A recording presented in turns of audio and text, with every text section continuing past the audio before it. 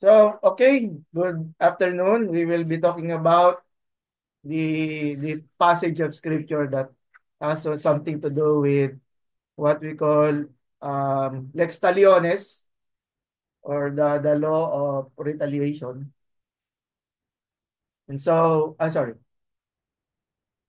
So on retaliation, you have heard that it was said, allow me to read the passage, eye for an eye and tooth for a tooth, for tooth rather. But I tell you, do not resist an evil person. If anyone slaps you on the right cheek, then turn to them the other cheek also. And if anyone wants to sue you and take your shirt, hand over your coat as well. If anyone forces you to go 1 mile, go with them 2 miles. Give to the one who asks you, and do not turn away from the one who wants to borrow from you. Okay.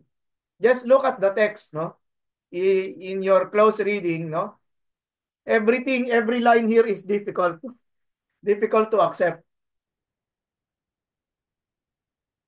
Again, we keep or rather I should say, we already know this passage.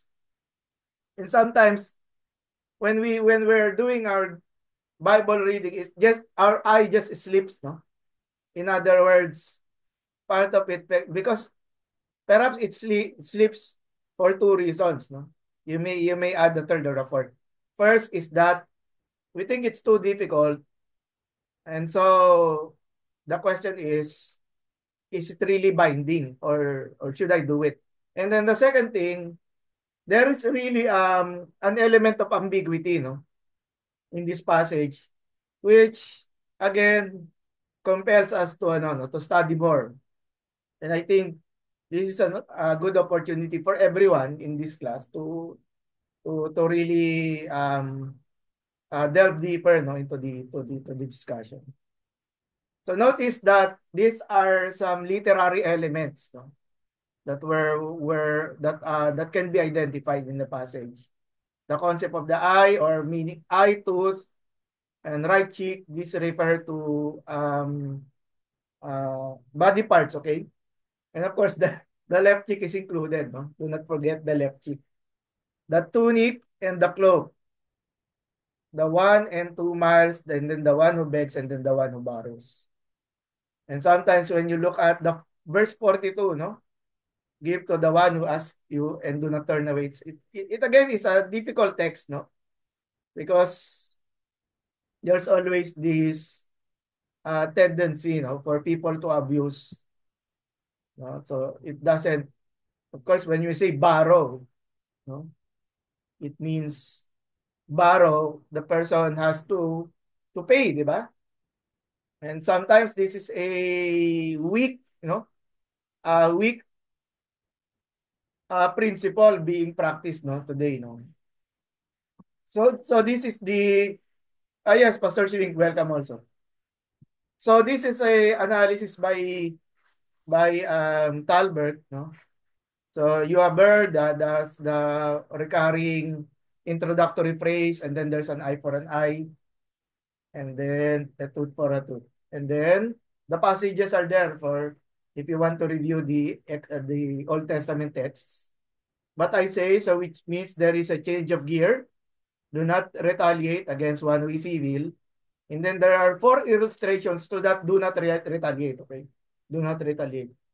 Unfortunately, sometimes if people borrow money and then they will not pay, no, it's really difficult, no. A difficult application is we do not retaliate, no. And okay, whoever strikes you on the right cheek, whoever sues to take your coat, whoever forces you to go 1 mile, whoever begs from you. And so on retaliation, perhaps the context 5:38 to 42 is already to some extent implicit in earlier sayings in Matthew 5. We remember in the Beatitudes, which is again, we can see that the Beatitudes carry the main principles of whatever we see in the rest of the Sermon of the Mount, no? Which is why we did a thorough study of that. So there is an intertext, rather, there is a scripture interpreting scripture in this case, no? Jesus blesses the meek, the merciful, the peacemakers, and those who are happy to suffer for righteousness' sake. Of course, it's not just happy to suffer, no? But rather there is a clear purpose, no, for suffering. Of course, the opposite side is suffering because of what you did was wrong. No? So that is not what we're trying to establish here. So would it not be incongruous for such as this to strike out at others or refuse to give when asked? No? Another way is ano no retaliating, no, for people who could not pay, di ba? They borrow money and then they could not pay, no.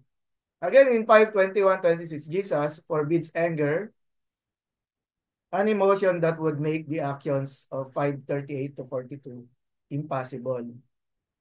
And then the continuity between the Beatitudes 5:21-26 and then 38-42, which Bonhoeffer labeled an elaboration of the Beatitudes, helps lend to the sermon its integrity and unity.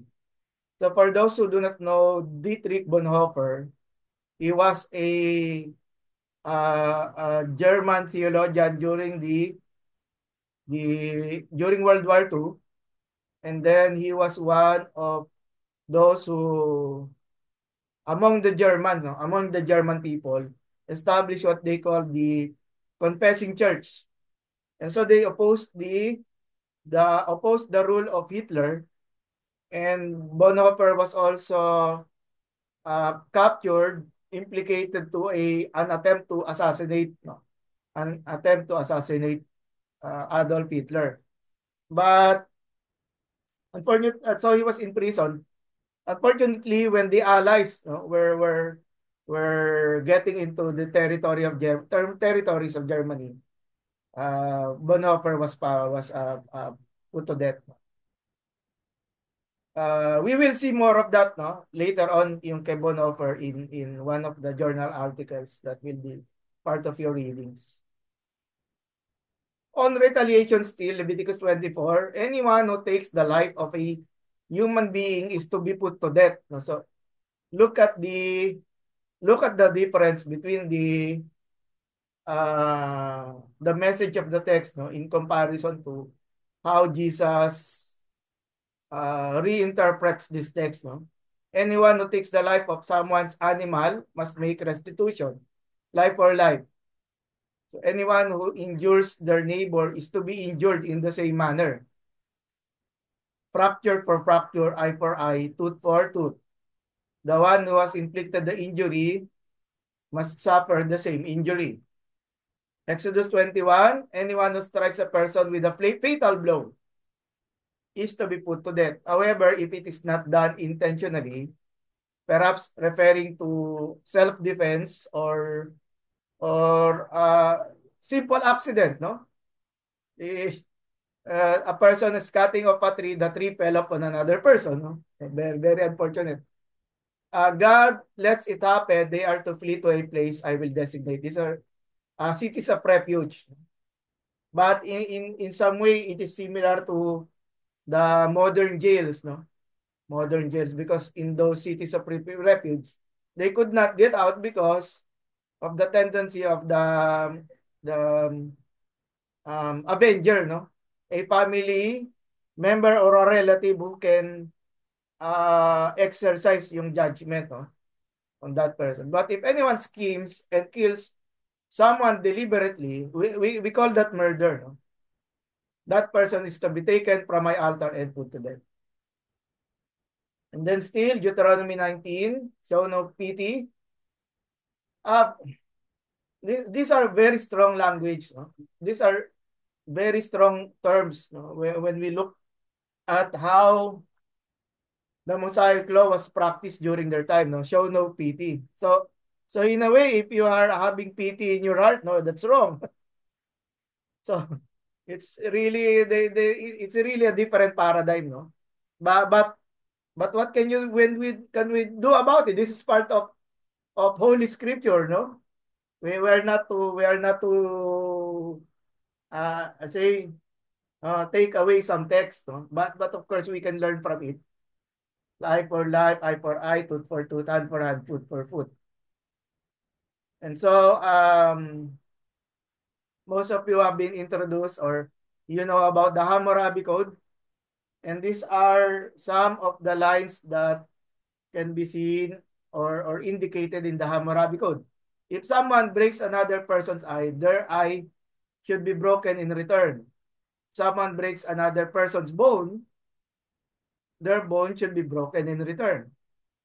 If a feudal lord knocks out another feudal lord's tooth, their tooth, referring dun sa the earlier feudal lord, should be knocked out in return.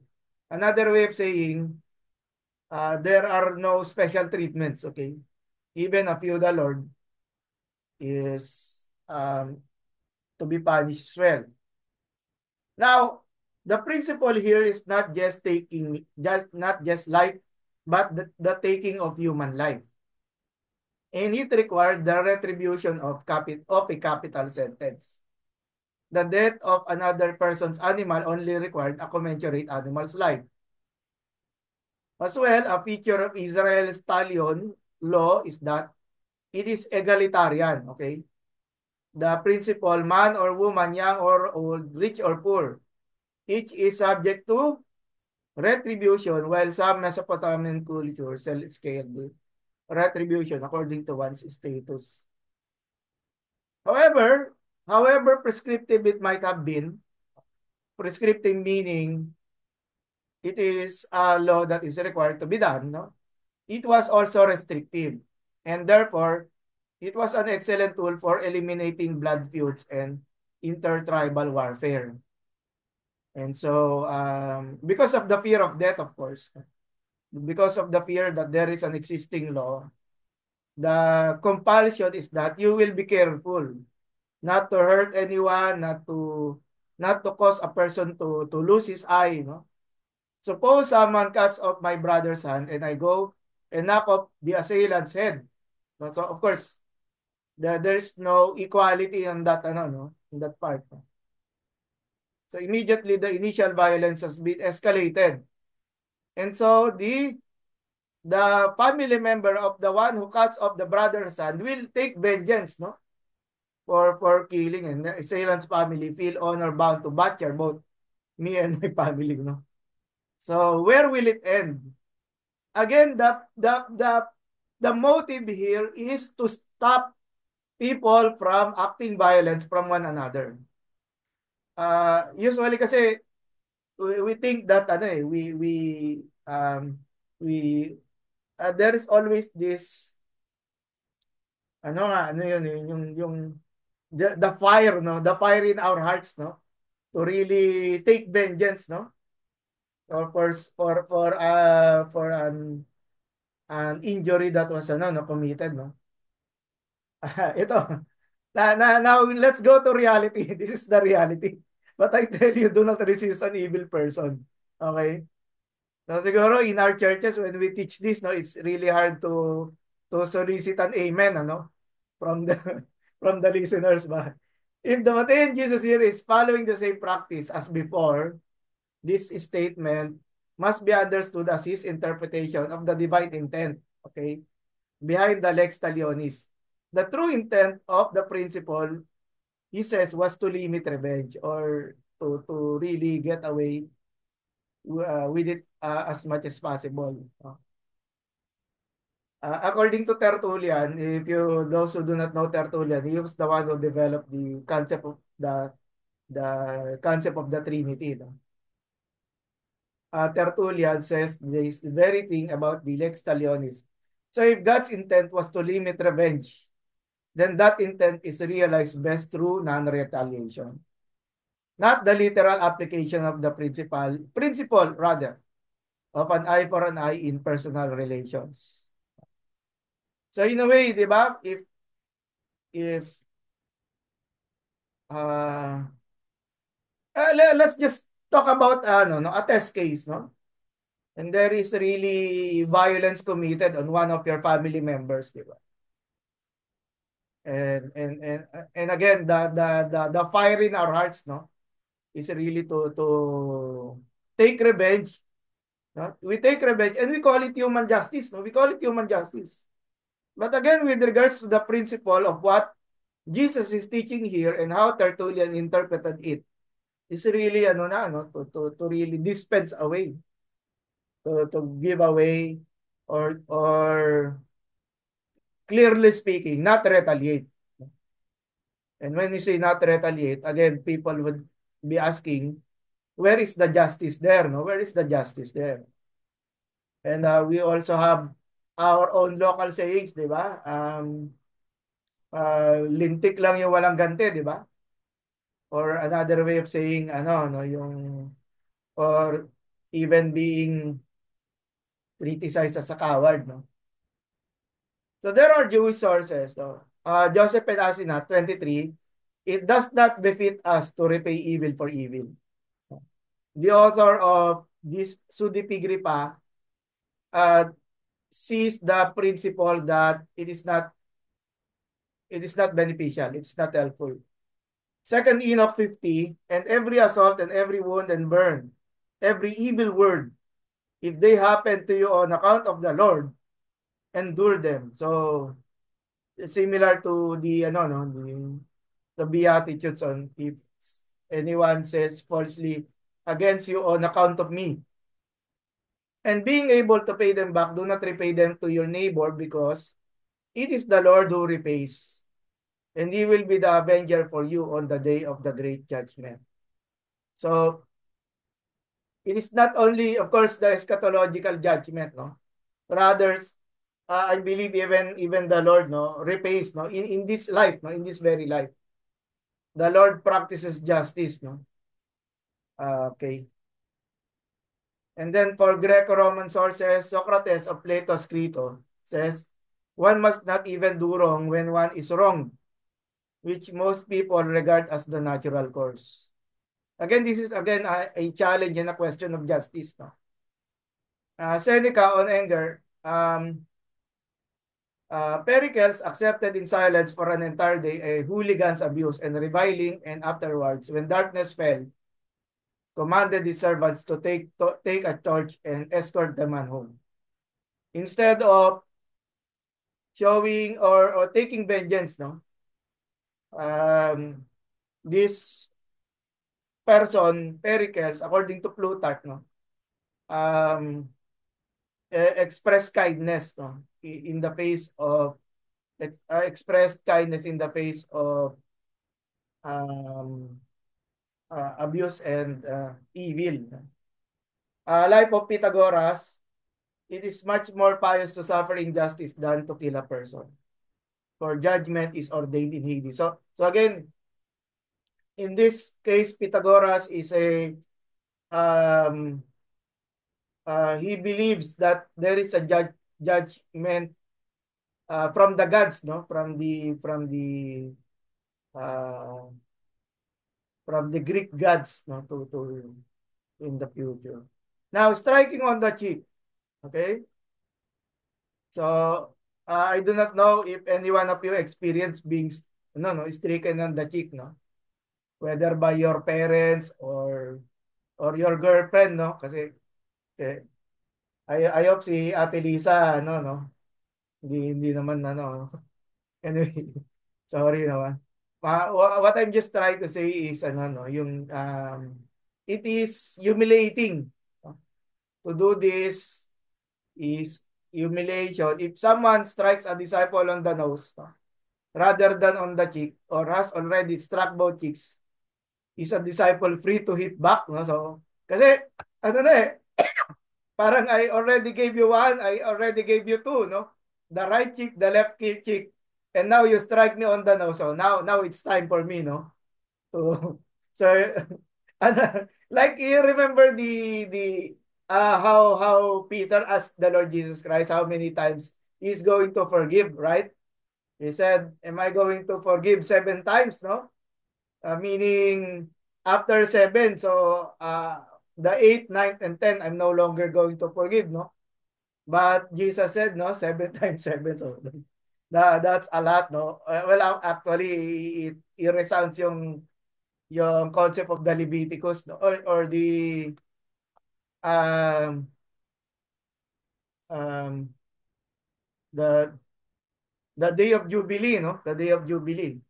49, 7 times 7 is 49 plus 1, that's 50. So, Jubilee, which is about complete freedom. Now, turning the other cheek, okay, summons disciples to neglect their honor and let God vindicate them when He wills. No. Again, yes, when especially during the persecution of the early believers, no, this was done publicly, very humiliating talaga, no. Um, very degrading in some sense. Their honor was really uh, trampled upon, especially of course people who are Christians who were crucified, di ba? And there's always this tendency again for a family member to retaliate. But again, that will only cause a um non-stopping or what we call an endless an endless pursuit of retaliation, no, between two parties. So as in much of Jesus' teaching, pressing the illustration the wrong way may obscure the point. Reading scripture the very way he elsewhere warned against. If someone strikes a disciple on the nose, or has already struck both cheeks, is a disciple free to eat back? The answer is no, no. But Jesus provides a radical example to teach the principle of non-retaliation. Not so disciples will explore the limits of his example.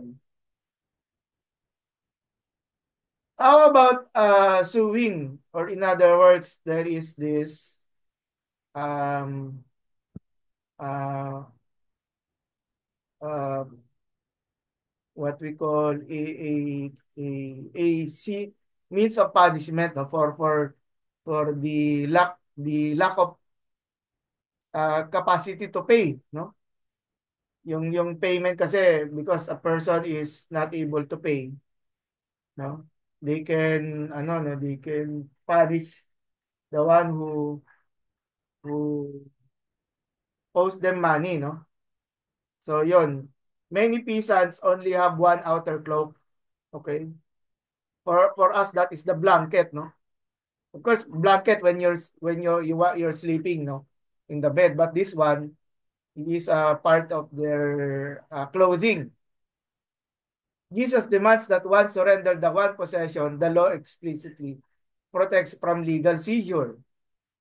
Jesus provides a shockingly graphic, almost humorous illustration of what he means by non-resistance to force his hearers to consider their values. They value honor and things more than they value the kingdom. Okay, so material possessions yon, the inner garment and the outer, no. So um in a way, Jesus is also reminding us how we are to also consider life, honor, and material possessions. Exodus 22 and Deuteronomy 24 did not allow the sewer to demand the outer garment that was used as a blanket at night. According to law, the outer garment belonged as one's inalienable possession and could be taken only until sunset. Hence, the sewer is demanding the inner garment. The Matthean Jesus advocates giving the second garment as well. So there is no retaliation. But again, I know what you're thinking, no? So nakaubad na yung tao. The person is totally undressed. But again, think of the principles here, no? Do not um carry the text literally. Walk the second mile. The third example probably refers to the Roman practice of commandeering civilians.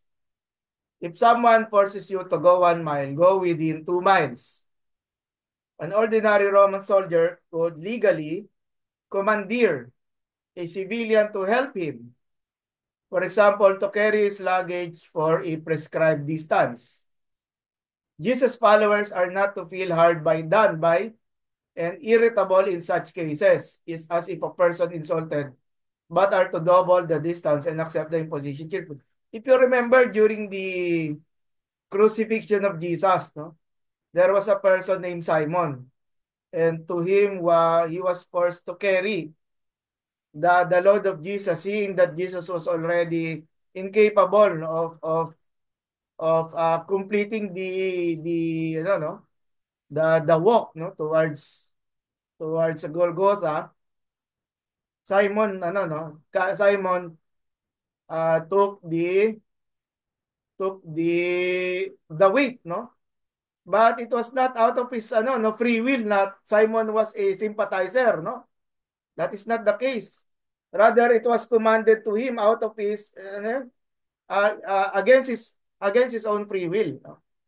So he carried it, and then Jesus was nailed on the cross.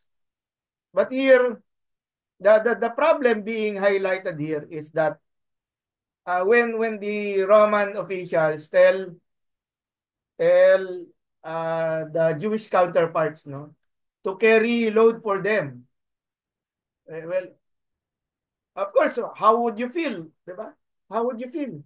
Definitely, it's really it's annoying, no, and it's really uh, um, the term there is you are forced to do it, but it was permitted by Roman law. And just a portion, sabi nga, 1 mile. And after that, the the person who is carrying um, the luggage or the load uh, commanded by the Romans are, no, they are free, the Jews are free to go. But here, Jesus said, you walk the 2nd mile. You go further, and then you go further cheerfully. No? So, from Epictetus, if anyone forces you to go to 1 mile, go also the 2nd mile. Epictetus reflects the situation. If a soldier commandeers your donkey, no, let it go. Do not resist or grumble. If you do, you will get a beating and lose your little donkey just the same. So sometimes sometimes no, life dictates we really have no choice. It's ano yan, there is nothing can be done, and if we resist, no, better take the lesser difficulty. Carry na lang, dali na lang yung lesser difficulty. And then look up to heaven. Look up to heaven and believe in your heart that the Lord is watching over you, no? Even in cases such as this, that is really discomforting, no? And now this is again one of kaya nga everything here is difficult, no? Everything here comes as a challenge.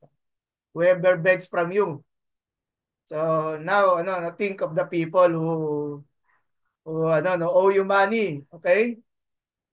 Ako, I remember people owing me money, but ano na lang, sige, ano na lang, God bless you more na lang. That if two things, no, if God blesses you more, and then you remember me, if you remember me, then come, you are free to visit my house, no? Okay, so, Judaism recognized giving to beggars who requested alms, no, as a moral, though not a legal obligation. It stressed both charity and a high work ethic. So people who give alms are honored. No? I think it was in the Book of Tobit. The Book of Tobit, apocryphal literature in the Septuagint, and of course the Catholic Bible, is that no yung the honor people who give money to charity. No? Still, giving anything requested to whoever asks for it, no, would quickly leave the giver a beggar too. no? Kasi you give something based from your needs, so you lose something in being generous, no? And one's word of one's limitless generosity spread. And so it's also difficult na when you give to, for example, people in the streets, no? You give to one and then later on, the whole tribe is there, no? Asking for money. Jesus invites his hearers to grapple with this point. The point is, do not retaliate, do not seek revenge. To which he will return with far greater force in chapter 6:19. If non-resistance means disdaining one's right to one's own honor, one's most basic possessions, and one's labor, remember, honor being slapped on the cheek, your cloak being sued, and then commanded to take the weight, no, for another mile, no? For a mile rather, and one's labor and time. When others seek them by force, one must also disdain these things in view of the needs of the poor. When the kingdom comes, one's needs rather than one's wealth will matter. In the meantime, those who disdain everything else for the kingdom must do with these other possessions what Jesus wills. Give them to those who need them more. So, in my readings, the dimension is that when you give to people who are needy, remember that your possessions belong to God. And so, we can see here many, or rather some of the attributes of God, which is God's generosity, God's providence. Of course, providence and kindness are related. And then God's justice as well. Because when we lose something, God will uh, pay it back, no? Return it in whether in monetary form or in some other material or abstract terms. Still on the concept of non-retaliation, withholding violence, no? As Tom Wright asks it, don't use violence to resist evil. Don't use violence to resist evil. This is quite difficult, no, for people, for example, uh, children who would be familiar with beatings, no? Beatings from their parents, ganyan, and then later on, children growing up, no, having brawls, no, with other children. So there is this really tendency to have this a culture of violence, no? Being familiar with violence. No? So, but again, Bonhoeffer draws us to Jesus' kingdom society. Jesus releases his community from the political and legal order, from the national form of the people of Israel. That is, in recognition of the laws and justice of the land. No? Eye for an eye. Because there is a law that permits retaliation. Go for it, retaliate. No? But Jesus presents something different here and makes it into what it is truly is, namely the community of the faithful that is not bound by political or national ties. Rather, it is our commitment to the community that Jesus is trying to build in the world.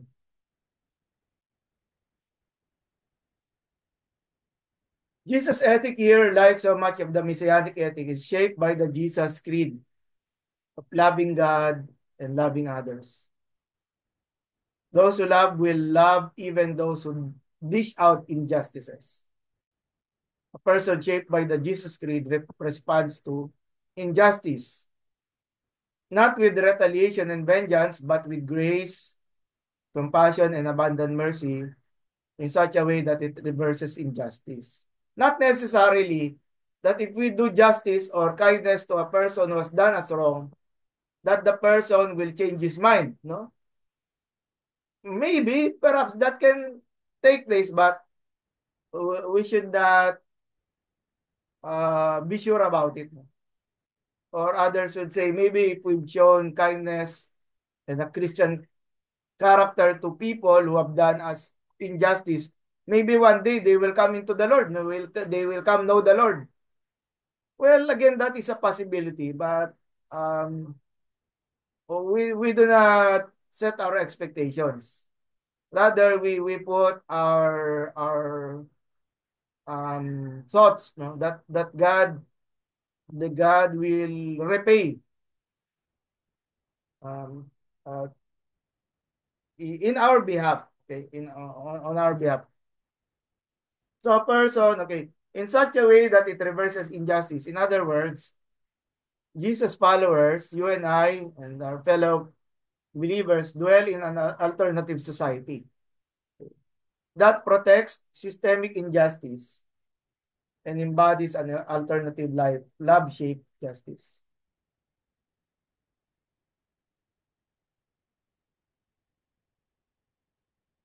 About one's rights, no?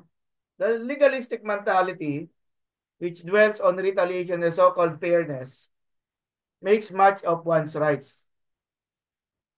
It is also important to know one's rights, right? I keep using the word right. No? Correct. So what Jesus is saying in these verses, more than anything else, is that his followers have no rights. Um, what does that actually mean? Meaning the right to do evil. That is the one being pointed out. We represent Christ's goodness and righteousness. And so the right to do evil is not part of our right. So we should be clear on that, rather than neglecting rights completely and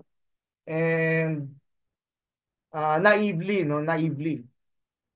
They do not have the right to retaliate and wreak their vengeance.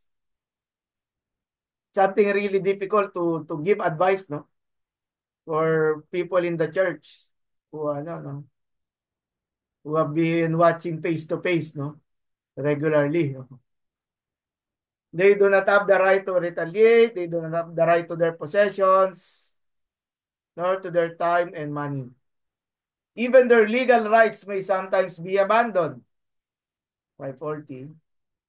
Personal self-sacrifice displaces personal retaliation. And I remember what uh, Jesus said, no servant is above his master. Okay? A servant can at least reach the point of master, but actually the master will the thing about there is what people have done to the master, to our Lord Jesus Christ, may happen to anyone, may happen to us, us as followers. And we learn that, of course, we uphold Jesus is the best example, no, for us when we talk about the Sermon of the Mount and the principles we are talking about here. He was the lamb that was brought to the slaughter, and that in a way, according to that text in Isaiah, he did not open his mouth in way of showing how yung meekness, no, that Jesus had. No? This is the way the Savior himself went, the way to the cross. And the way to the way of the cross, not notions of right and wrong, is the Christian's principle of conduct. So if we are able to instruct, no, or disciple the people in the church about the principles of right and wrong and the concept of the cross, then there will be radical changes, no? among the believers. But uh, I really am not how we can bring this down, no, in our discipleship course. It's really difficult, no? Kasi we will see just here, just here in this class, no, you can feel how difficult it is to talk about these terms. How much more how much more when we talk about people in the church who are highly educated, no, they know many things about the Philippine Constitution, or the ideas about criminal law, no. So this is really uh not only hard to teach, but to really ask people to be committed, no, on these matters. Okay, so we keep talking about this. Summary: personal self-sacrifice displaces personal retaliation. We are not cowards. I want to clarify, no. If we do not retaliate, it is not cowardice, or that we are no, um uh, we do not care about justice, no. We should be caring about justice. We should recognize the wrong that has been done. But to retaliate, maybe that is another matter. But bringing people to courts, sometimes that is the alternative way, no? Especially when, kasi if people have done you wrong physically, the first thing to do is you go for a medical report, no? Medical legal report, citing that what happened to you was ano, no, what was it, physical blow, something like that. But if the Lord compels you, again, no, I'm not the Lord. If the Lord compels you to refrain from taking a person into court, that's really, I believe Jesus is also giving us the freedom, no, on how we are to apply. But we know that it is not yung literal form of retaliation, that we should also hurt someone, ano. We have, of course, yung Philippine courts, no, we have another level. We call it mediation. The mediation is that we are, of course, there is a mediator like a referee before cases are filed, no? Maybe a blatter is needed, but filing cases, no, if a mediation is taking place, perhaps that is a better way to or we call it a lesser evil, no, rather than filing cases, no? Okay. And so the way of the cross, not notions of right and wrong, is the Christian's principle of conduct. Mhm. Okay, there we have it for our first discussion. So how was it? Well, one, I know it's difficult. It's difficult. But what else? But well, what else? So, and sometimes we just scratch our heads, no? If we look at ano, no, what Jesus is trying to say here in the Sermon of the Mount. But, what are your thoughts?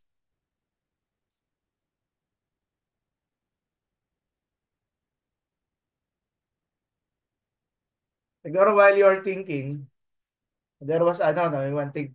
Pastor Jordan is with us, no? Pastor Jordan is also with Philippine Missionary Institute.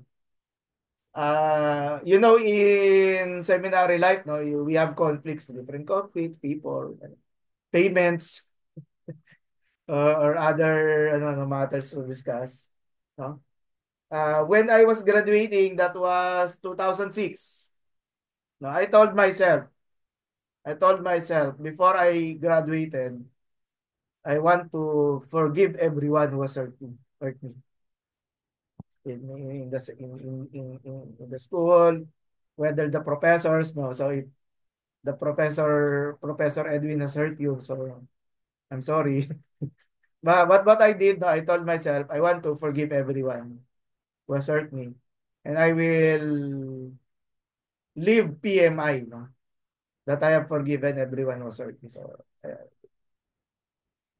it's just something that I told myself, no.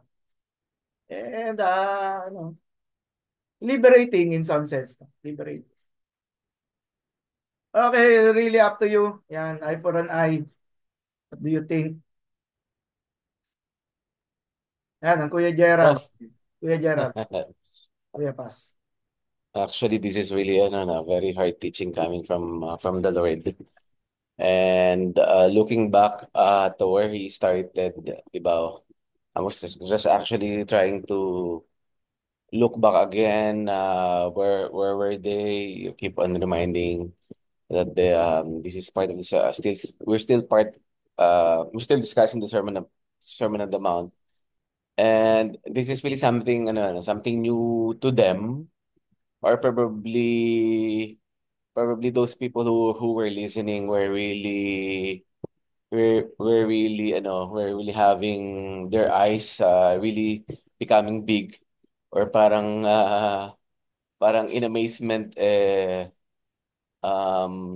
you cannot be serious on what you're what you're saying, Jesus, na.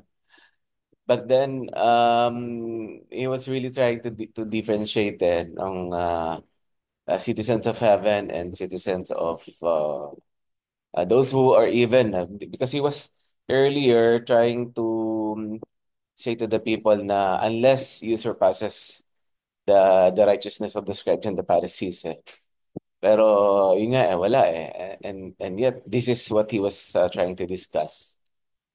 And again, I was looking at the authority also of the Lord Jesus Christ. Parang, who are you?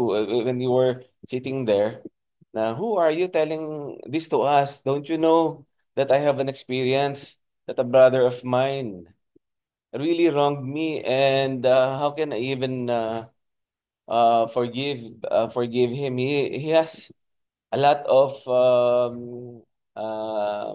cruel things, or he really has to pay me something like that, no? And again, I'm looking. You really have to look at it as this is the no how to be a citizen of heaven, no, while still here on earth. Um, I have several examples that probably are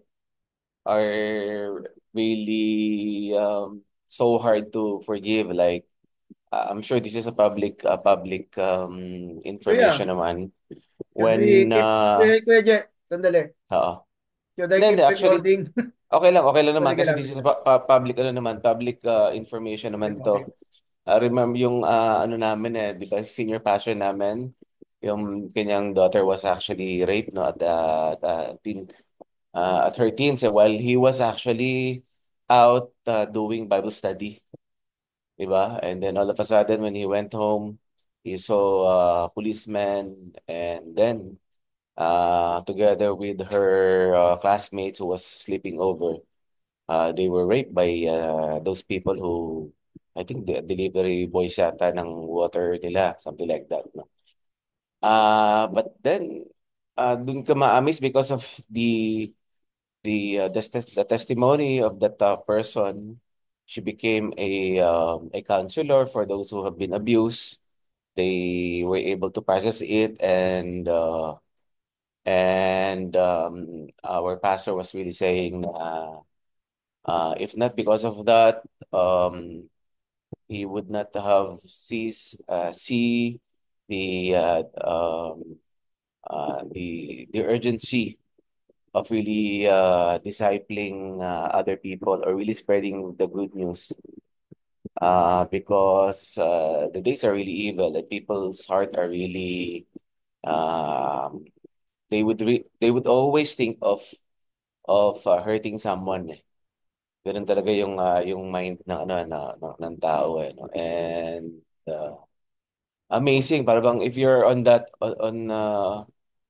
situation, you also would probably wouldn't know how to process that. But yeah, praise God that they have been actually telling that to our congregation, not just one time, even up to now. And you can see, um, not not really attributing to what happened to the growth of the church, but at least you're seeing how God moved, use this situation. Probably that's how they saw it, and it was a start for them really to be on fire on on their ministry. Yeah, our prayers. Hopefully, no one would be able, no one would hurt us on the same level. No, each one of us here, kasi nga 'di ba ang hirap. And even probably as simple things as with our spouse, or with our kids, whenever they would do something that would offend us. Sometimes it's really so hard to forgive, di ba? It would really take some time for us to process it. And again, I just really have to keep on praying to God to give us a forgiving heart. Thank you. Yeah, thank you, Pastor Gerald. Oh, bigla. So, Pastor Chiling, I can feel na naman no, different sense of environment that we are having here, no? Pero, again, no, yung Kuya Gerald kasi, no, thank you, Pastor Gerald. Yes, yes. Sige, so, Pastor. sa different naman story sa akin daw. No, so recently been parang dealing with one of my disciple na mini mentor na uh, I'm encouraging him na to go in a parang ang tawag doon, yung mass wedding for the church. We have a mass wedding in church. Just to parang encourage them to don't live parang ano yun yung live in. Don't do that. Live in partners. But eventually be right sa eyes ng Lord, no? So, yeah. Since it will be coming this June, no? And I'm encouraging this person. He's challenged to say ito sa kanyang kalivin. Tapos, as time goes by, everything is fine, no? Everything is good. The girl is attending the church. Then one time, last week, I was surprised when we were discussing um, this one. Actually, ano yan? About not divorce, but something about market. Anyway, uh, he opened that the girl parang cheated on him. This one. No, before I mean, parang nandun siya sa progress of settling everything. Parang inaayos niya lahat to be right with God and eventually encourage them. Okay, let's go. Hindi, Pastor Lito, you, you open your cam, so we kami mga younger pastors, so we may want to welcome you. Okay. Grabe yung ating pinag-aaralan. The way of the cross. Yung retaliation, grabe. Na hindi para tayo doon eh. Kahit may right ka, ibig sabihin eh talagang sinasabi ng ating Panginoon na hindi para sa iyo ang gumanti. Naalala ka tuloy, may pangyayari kasi sa buhay ko eh. Na mayroong nakagawa din sa akin ng mabigat na kasalanan na hindi ko sukat akalain na magagawa niya sa akin yun.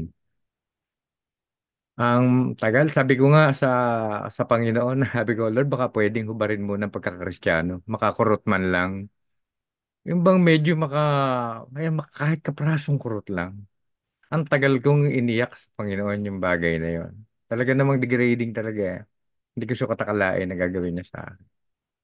Eh, hindi inilaw ni Lord na ganun yung gawin ko. Sabi ng word niya, ikaw man, pinatawad ko, ang dami mo rin kasalanan sa akin. Kaya wala kang karapatan na hindi patawarin yung nagkasala sa iyo. Grabe eh. Laglag ako sa upuan ko eh. Kaya nangyari yon. Pinatawad ko siya kahit hindi siya humihingi ng tawad sa akin. nirelease ko yung blessing ko sa kanya. Sabi ko, grabe, grabe pala, Panginoon. Yung pagsunod sa iyo. Yung katulad dito sa ating pinag-uusapan, mabigat talaga, Pastor.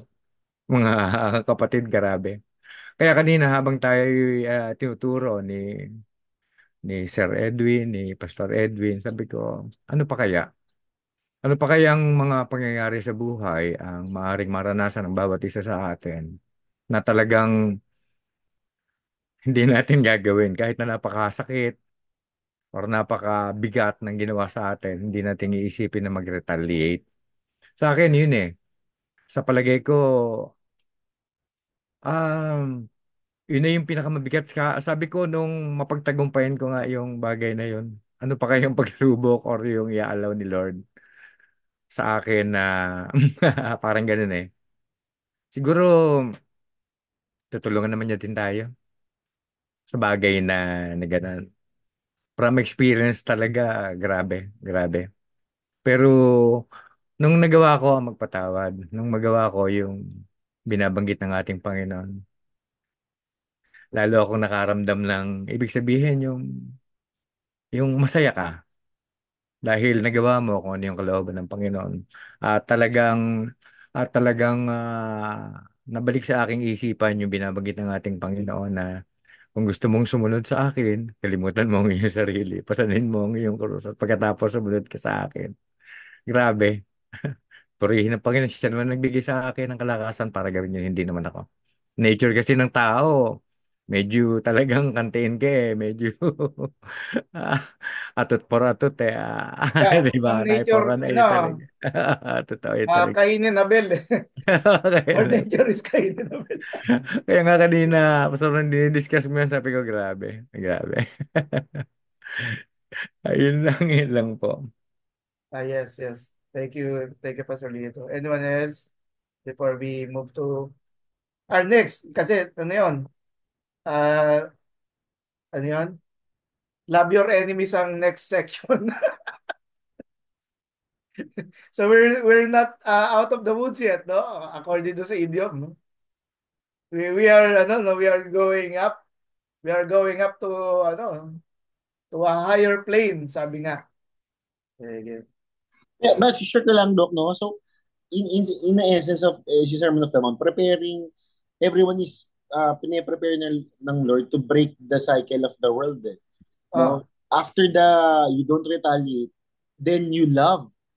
This is technically different dun sa nakagisna natin. Eh. Actually, ito, from my perspective bilang yun nga, walking and leading, parang uh, kung yung system mismo mabe-break natin, in a sense, parang culture na lang siguro. Or if ever this will be, hindi naman break, no? Parang mas strong yung mas strong yung law ng Lord kaysa sa world. The possibility eh. Kaso nga challenging lang kasi nga everyone is doing the other thing than the right thing. So, yan. Tapos parang yung truth ngayon medyo mahina. Yung voice ng truth mahina compared sa yung sa mundo.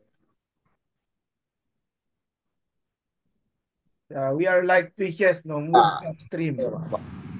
Yeah. We are against the flow. And there, yun nga, we need effort.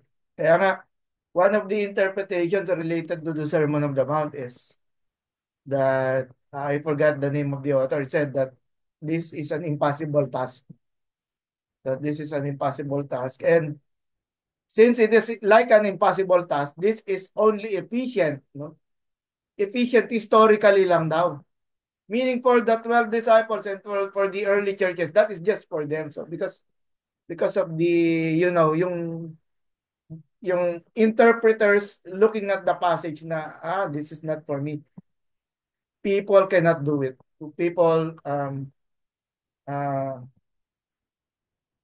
people cannot forgive. People will always retaliate, no?